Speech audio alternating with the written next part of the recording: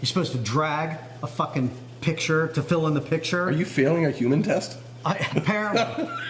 Did it think you were a robot? It won't. It won't fucking. It won't let you move the. You got to move the fucking. You got to put the picture in the fucking hole, and it won't let you drag and drop it. It won't let you fucking move it. Can you not pass a CAPTCHA? Is that what you're saying? You're a fucking You robot? can go fucking do it when we're done with this. Yeah, it's possible that I'm a fucking bot. It's possible, like the Sixth Sense, all along, what I've not known is that I'm not even fucking human. Did Elon Musk build you? Is that what you're saying? It explains why I've been treated the way that I've been fucking treated.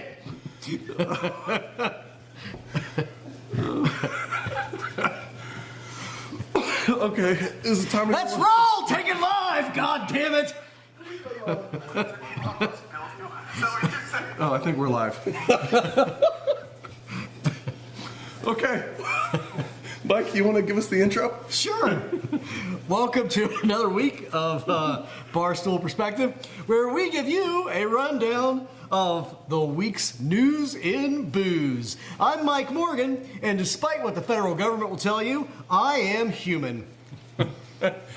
Well, speaking of human things that humans do, land has been purchased in the west end of Cincinnati.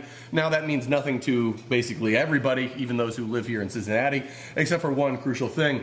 It was Sam Adams, aka Boston Beer, that bought almost an acre in downtown Cincinnati that was mere blocks from where they are. Mike, why is this a big deal? Well, I mean, I think it's a big deal for a lot of people just based on the mystery of it. It was just a few years ago that Sam Adams did massive expansion of their facility in Cincinnati. And, you know, their sales, they're doing well with these RTDs. Their beer sales are down. But, you know, they're not doing any kind of volume business right now that would justify major expansion. And when you look at what they purchased, this was a $4 million acquisition, okay? $3.44 million of that acquisition was one building. A shitty little building, This too. building is a one-story shithole that was reappraised by the auditor last year for $155,000. And they just paid almost $3.5 million for it. And it's 2 blocks away from, west of, their facility. So it's not even adjacent to it. So there's a couple things I could think of that could possibly be what this is for. One, did they find some secret treasure underneath? Is there Oil. It's possible that Jim Koch has discovered oil. lagering tunnels? Maybe. Is it worth $3.4 million to find lagering tunnels on the west end of There Cincinnati? wouldn't, absolutely not, and I don't think there would have been. To my recollection, there's no way there was a brewery in that location. Okay, so those two I figured weren't going to be the reason. The other reason I see is that they have 3 locations. They have one in the middle of nowhere, Pennsylvania. They have the small one in Boston. And they have this one here in Cincinnati. Are they going to get rid of one of the other locations and start consolidating?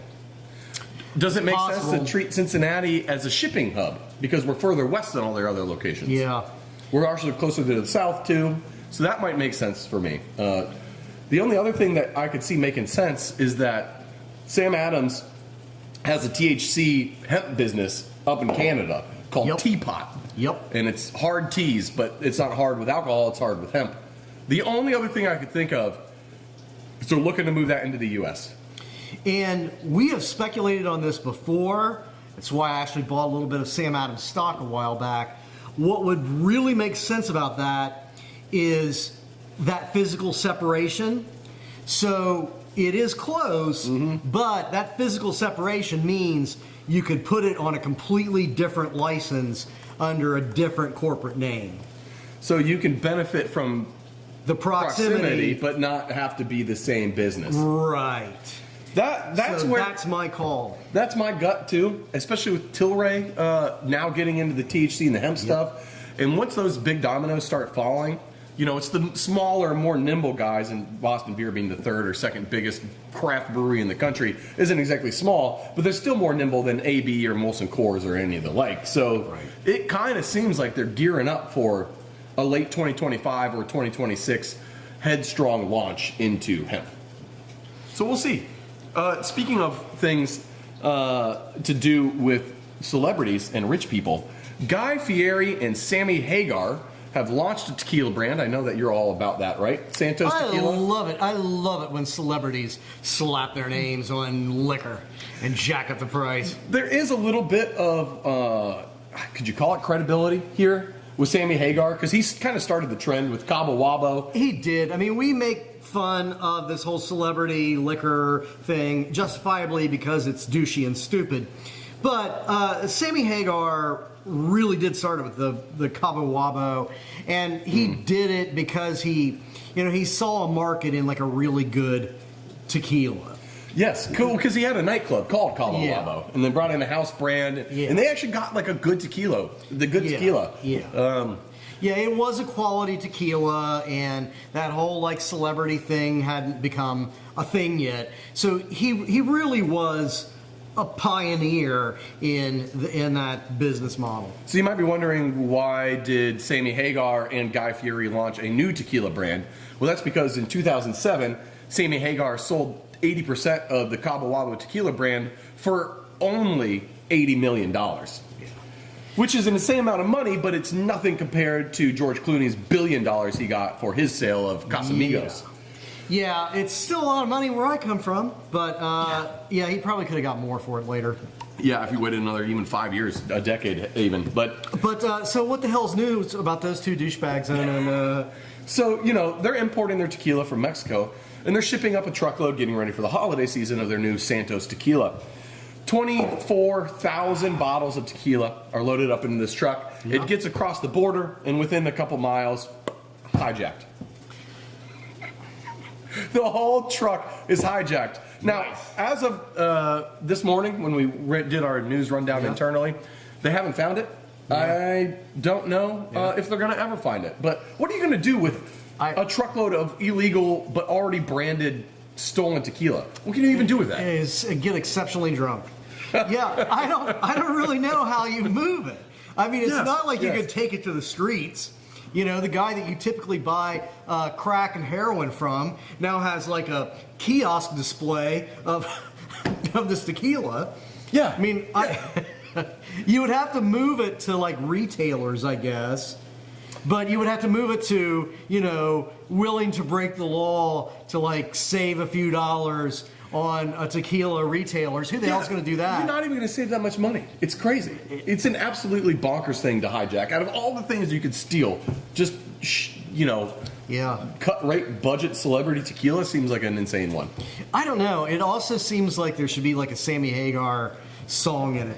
Like just the ultimate party. Maybe that's it.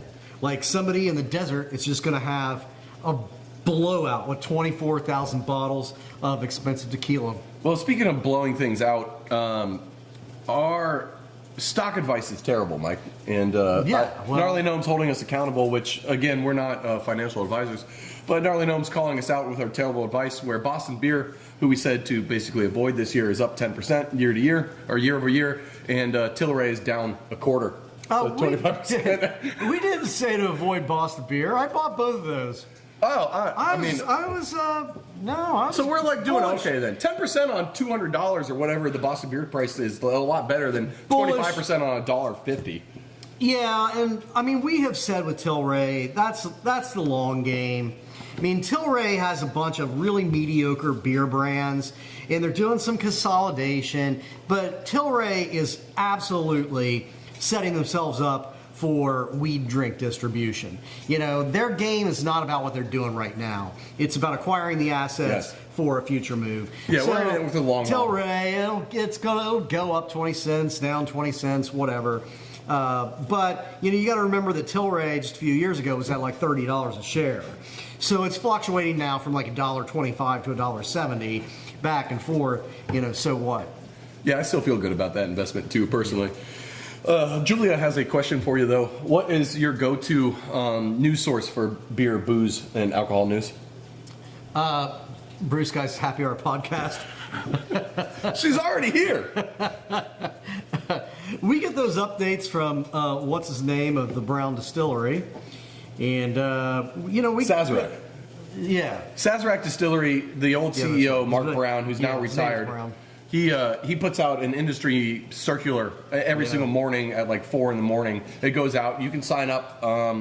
It's invite only, but like someone that's already getting it has to invite you. And he sends out a news clip that's basically every single alcohol news story pulled across every single publication. We're talking, Bloomberg, New York Times, Forbes, all the big dogs, but all the way down to, even cut rate things like us if we're breaking news, which we never break news. And we also, we look at Vine Pair and Punch and just, BevNet, Punch and Brewbound, Craft Beer and Brewing. Yeah. So although this show is a lot of just bloviating nonsense, we do actually review and pull from a lot of different sources. Yeah, and I mean it's obvious that we're not making news. We're just an opinion show on news.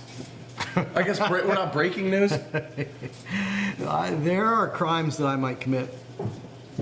And yes, no, you do have to pay for Brewbound, but that's actually what's really nice about the Mark Brown industry newsletter is that he'll pull the whole news article and put it in the email. The email is actually news articles pulled from pay sites. So like I don't pay for Bloomberg either, but like we can read the full article. So it's actually really great. If anyone's interested in signing up, I guess drop your email in the chat, and we'll Charge $5 for it.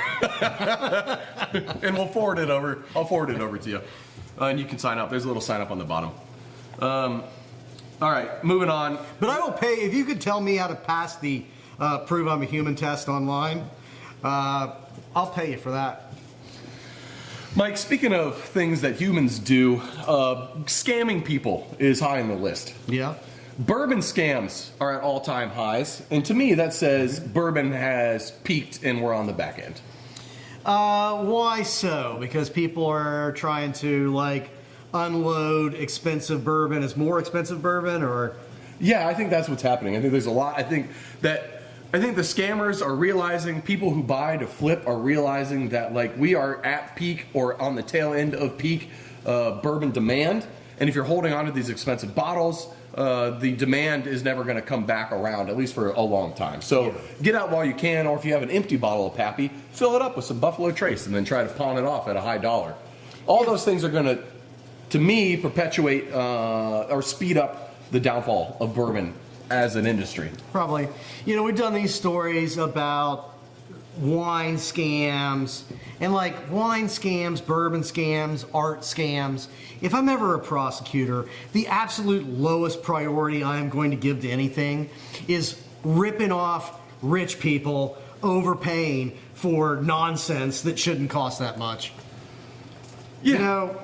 It doesn't make sense to ever overpay for any of this stuff. Yeah. If you try Pappy, it's going to be good. Right. It's not going to be life-changing. You just bought a bottle of Pappy, and guess what? Somebody put Jim Beam in it, but you sniff it and feel it and taste it and explain why it's the best bourbon in the world. Shut up. It doesn't matter. What you wanted to do was prove that you could pay $500 for a bottle of liquor. So you did that. Mission accomplished. Shut up. Move on. All right, moving on. Methanol poisoning. We talked about it. I'm against it. We talked a little bit about it last week, but the rates of methanol-induced poisoning and death through illicit alcohol is actually on the rise globally, not only in Indiana, in the Indianese, but also in Thailand and Laos and Iran and Iraq and India. So basically a lot of countries. Yeah. So the takeaway here is that if you're traveling to a place that has restrictive alcohol laws, stick to beer. Yeah. No one's ever died from methanol poisoning drinking beer. The worst thing that happens with home brewing is that it's terrible. And you got to tell your friend, oh, yeah, I think it's pretty good. I think you're on something. That's the worst scenario with beer. That's just social poisoning. It's not actually, it's not going to kill you. Yeah. It just might make you better at lying. That's all. Mm-hmm. Well, what's interesting with this illicit alcohol, because that's where the methanol poisoning comes from. It's the illicit stuff. It's bars buying cheap alcohol from Fred that came out of the backwoods. Bootleg liquor. Yeah. The WHO, the World Health Organization, has released a statement that said 25% of all alcohol made is illicit. 25%. 25% globally is bootleg liquor. 25%. Wow. It's an insane amount. 1 in 4 drinks. Well, as the Who said, don't get fooled again, Brett.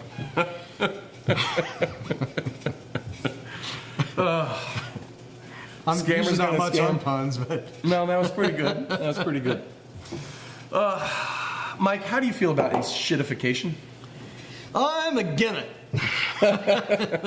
What about gentrification? I'm for that one, actually. What about corporatization? I hate the fuck out of it. What if I told you that we could have a movie theater, but make the experience even more expensive? Oh, that would be fantastic. I really want to have to sell my car to go see a movie. A long one, too. An especially long movie. Yeah. Well- yeah, the next entirely self-indulgent Martin Scorsese nonsense movie. Yes. Did you watch that movie? Yeah, I did. You did? You watched that? The Flower Moon. Oh, no, that, you're talking about the Francis Ford Coppola. Oh, yeah, I'm thinking of Coppola. Yeah, no, okay, I haven't seen okay. that piece of shit. Yeah. I'm talking about the Flower Moon movie. Yeah, okay, that was I didn't watch that either. It was like 3 hours long. And the thing that it actually wasn't a bad movie, but it was like 3 hours long, and I had read the book, which is why I understood critical parts of the plot. You watch that movie, and there's like major aspects of the plot of that movie and the explanation of it that they don't somehow get to in a slow, dragging 3 hour movie. That's too bad. I kind of gave up on him after The Irishman, because that was a pile of steaming crap as well. It was indeed. And like to watch that movie, you go and you pay a fortune to watch that stupid movie, and you can't even just watch the movie. There's like 15 minutes of him and Leonardo DiCaprio filleting each other before you're even allowed to start watching the movie. At the Like, beginning of the oh my movie? God, you're so amazing, Leo. You know what? Yeah, Martin. Oh, you're so. It's just. Oh my God, we're so brilliant. It's like 15 minutes of that Wait, bullshit. they do that at every screening? That wasn't just like the Sundance one? No, it's my like God. I saw it in Newport. I'm pretty sure they weren't there personally. Oh my God. Anyway, on to We things should start doing that with this. getting shittier? Yeah, well, I mean, Filleting each other more on air? douchey. We should start it with like 5 minutes Listen, of that. if our POTUS can Brett, suck my off a God, microphone on live TV, I think we can probably jerk off a beer can. Yeah, sure. Well, Mike, Is that a challenge? I'm not falling for it. speaking of things getting crappier, though, the movie theaters that are doing best are actually the ones that are serving alcohol now. And I don't mean just like any alcohol. I'm talking like overly expensive, sugary, sweet alcoholic beverages that are themed after the movie they're about. Yes, 'cause that are like usually a going for $17 plus a pop. 5,000% increase. Yes. Profit margin. What I miss. Oh, so they theme it with I didn't know that was a thing. So they're doing drinks specifically to like. Yeah, they have like a green beverage for the new Wicked movie, and they made like something purple Yeah. for Beetlejuice, and I think they sold a bag of worms for Dune when that came out. Great. I don't understand this trend of just everything becoming more expensive. That's what drives me the most nuts. Driving ranges with Topgolf. Like, Topgolf's fun, but you gotta pay to be there. You gotta pay by hour. You gotta pay out the ass for drinks. Everything's so expensive. This new Lucky Strike bowling that's taken over, too, that's just hella expensive bowling. Where's my shitty, cheap driving range that I can bring my own cooler of beer from and just blast balls around for $2? Where's the fun, cheap anything anymore? Yeah, there is no cheap third space. God. And people lament the loss of the third space. I'd argue the true, like, the platonic ideal of a free third space never really existed. Yeah, you got parks and you got libraries and stuff. But if you're Who going... reads? Now you just go to the library to jerk off. That's what I do. That's where the homeless do it. But like the cheap bar, the cheap coffee shop, where you're not expected to have to make a purchase every 10 minutes in order to justify your existence in those spaces, like that largely is harder and harder to find. Yeah. And you can find spaces like that, but like going to a cheap dive that's comfortable for everybody, I mean everybody, which is difficult, where you could buy a beer or 2 or 3 over 3 hours and not spend more than $10. Where is it? Yeah. I get your point. When's the last time you went to a bar and you drank like 2 beers over 3 hours? Like, I'm not talking I've been to a about... lot of bars with you. Listen. This is the platonic we. This is the average American. 3 hours is at least 10 beers. I'm not talking about a couple boozers like us. All right, I get it. Well, speaking of things that we'll never get, Napa is having a crisis right now, Mike. Can you believe Oh, no! Send in the rescue squad!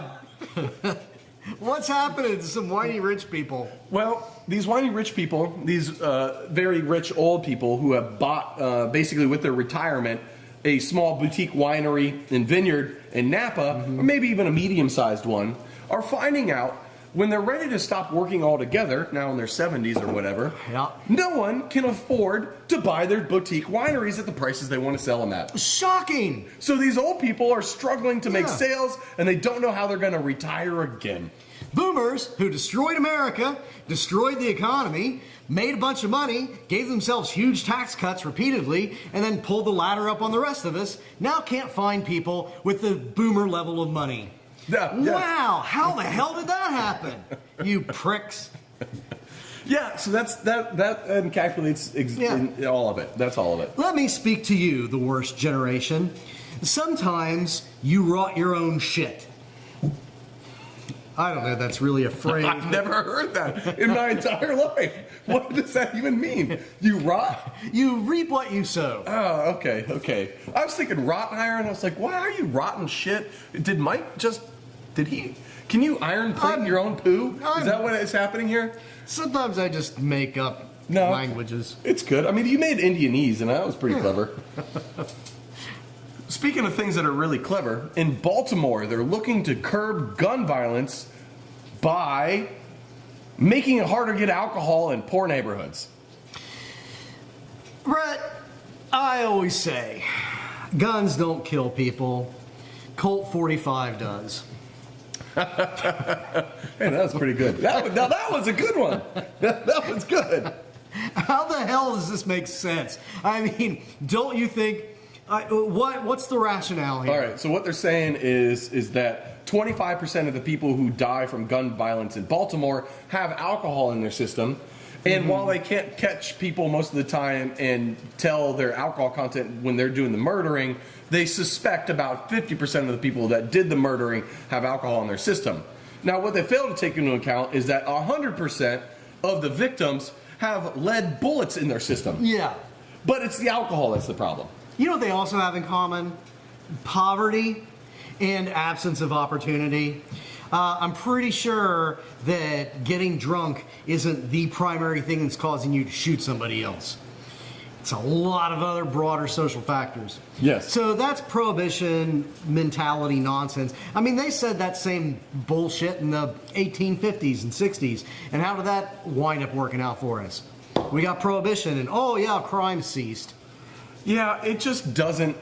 The problem is the guns. The problem is the guns, the problem is the poverty, the problem is the war on drugs. But hey, let's not fix anything that actually needs fixing. Let's find a scapegoat, because that's easier. I agree. Budweiser update. Colt 45 will kill you. Mike, we have a Budweiser update. Oh, thank God. It's been a minute. I know that you are very curious. Kid Rock has a new appointment with the government, is what I've heard. Yeah, well, yes. So I'm sure that will save Bud Light.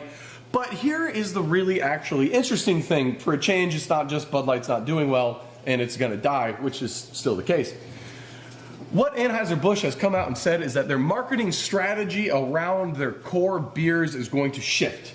And what they find is that the two beers that they're having the most success with currently is Busch Light and Mich Ultra. Mm-hmm. And there's two very specific reasons for that. Is one, Busch Light hits a very specific demographic of American that is rural, that is probably on the lower half of the income spectrum. Yeah. That really just loves crush and value beers. Yeah. And Busch Light doesn't have anything negative attached to it, right? Bud Light does, for instance. So Busch Light's growing. if you're gonna drink light beer, I mean, Busch Light's fine for a crushable. That was my cheap college light go-to. beer. On the other side, you have Mich Ultra. Yeah. Mich Ultra, their lifestyle brand, pointed at the exact opposite end of the spectrum from a cultural person standpoint, is also doing really well. So AB InBev came out and said they're going to focus really hard on marketing these two brands to those two core demographics to continue pushing growth. In short, Bud Light is now Busch Light, and Budweiser is now Mich Ultra, and that's how they're pushing these. And what they also said is that Bud Light and Budweiser are going into maintenance mode. We're going to spend money promoting patriotism and sports around Bud Light and Budweiser, and that's it. They're not looking to do Lowest anything. common denominator marketing. Yep. And Mich Ultra is going to continue to crush with all of those people who are in a drinking club that has a running problem. Mike, if you ever say that again, I swear to God. If I ever hear it again in a bar for like the 5,000th time, I'm going to punch that person.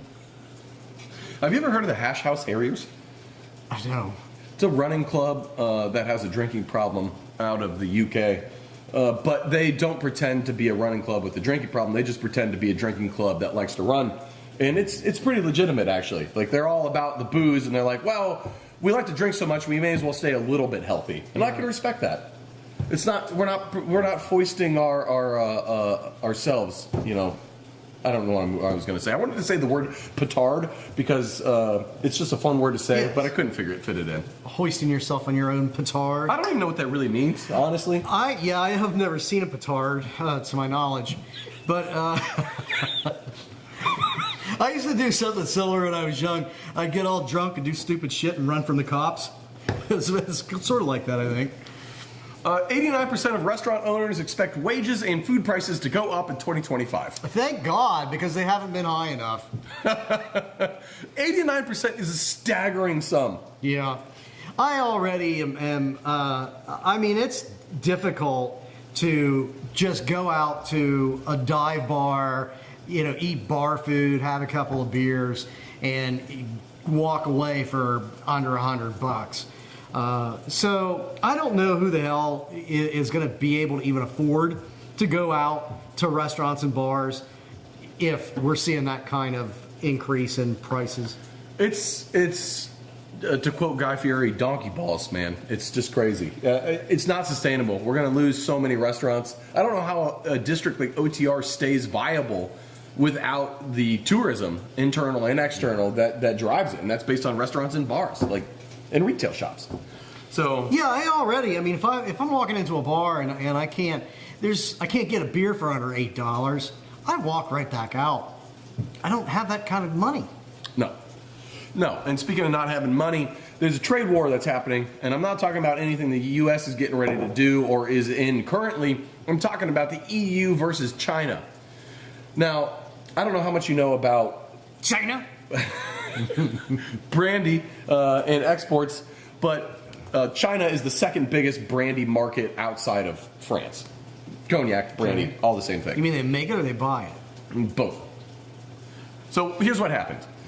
In this year, the EU put 35% tariff on all electric vehicles coming from China into the EU. Yeah. As a retaliatory tariff, China said that they're going to institute an anti-dumping tariff, which an anti-dumping tariff is a tariff designed to prevent price dumping on imports. So, like, the Chinese can't send us cheap shit, which we probably need an anti-dumping tariff on that, but that's a different story. They have an anti-dumping tariff now on brandy coming from France and the EU into China. As a result, Hennessy, who's based in France, said, you know what? If that's the case, let's just move all of our bottling operations to China. And we'll still grow the grapes and ferment and distill the grapes here in France, but we'll just ship all the liquid over to China and bottle it up to get around the tariffs. Well, the workers, 1,000 of them that are based in the packaging plant, didn't like that announcement, so they've all gone on strike. So what's crazy here, and this is still waiting to be resolved, but what's crazy here is that Hennessy thinks and knows that it can be cheaper to make your spirits in France, ship liquid across the world, bottle it in China, and ship it back for cheaper than just dealing with the Chinese tariffs. That is bonkers. Yeah. That is insane. And it's insane in part because of what that's saying about how cheap that labor is in China. Yes. And it's why, I mean, here in the U.S., when you're talking about like, you know, bringing back these manufacturing jobs that we've lost to China, how? I mean, we need to be making things here. We need to be making things that require a higher skill and intelligence. You know, I don't want a Chinese manufacturing job. I don't want to get paid $1.50 for 14 hours worth of work. Yes. I don't want to work 7/16s. Yeah. No. What people say is we need to get back to what it was like when unions were strong and people were making significant sums of money back 60, 70 years ago, which isn't going to happen on our current pace, but that doesn't really matter. Mike, I have one final story for you that's a little tidbit. In California, it is now illegal to use cash to buy alcohol wholesale. Why? I think the main reason is to prevent credit. So when you buy alcohol wholesale, you're supposed to pay for it right away. Yeah. But if you're paying with cash, it's kind of easy to shove some numbers around and extend the retail playing like 30-day credit or something like that on paying. So everything is moving to electronically transferred funds, or EFT, electronic fund transfer, EFT. So it's not okay. They can track everything better. They can track everything better. But like, They being the government. what? All right, you're not supposed to have this credit rule. I don't really know why, but all that's going to do, I mean, who is this going to hurt? Who's going to hurt and who's going to benefit? It's going to benefit nobody. The people it's going to hurt are those businesses that are small and barely hanging on and need a little extra wiggle room in their payment terms. So, screw you, California. I don't know who benefits from this. The government. It's just taxes. It's all tax related. Deep right? state, Brett? Does the deep state benefit? Yeah, I think the swamp's getting swampier. Yeah. Thank God we're about to get rid of that. I think it's time for a beer review, though. All right. Mike, it's the holiday season, and with it comes. I saw you looking at that can sexually. Yeah, the can is overflowing. I mean, it's not possible for me to. There's just a pile. So it's the holiday season, which means holiday beers. And Great Lakes is one of my favorite manufacturers of stouts. So today we're going to try the annual Cookie Exchange Milk Stout from Great Lakes. Yeah, all right. It sounds disgusting, but they are a great brewery. So Great Lakes, famous for their stouts like Edmunds Fitzgerald and Blackout Stout, makes this cookie exchange every year. The recipe changes. The last year it was an oatmeal cookie. This year, I think we have a peanut butter cookie milk stout in store for us. So Mike, why don't we give this a taste? Great brewery, bad idea. I love the branding. Oh, it tastes like a cookie. It tastes like a brownie. I just drank a brownie. So they nailed it. They nailed it, is what you're saying. They nailed it. I don't know why I would want to drink it, but yes, it is very well executed. It's a little too sweet. The peanut butter tastes a little too fake for my own personal preferences, but all in all, it's, I guess, well executed. Yeah, it does, in fact, taste like a peanut butter cookie. I gave it a 6 out of 10, and I wouldn't grab this again out of a cooler. Yes.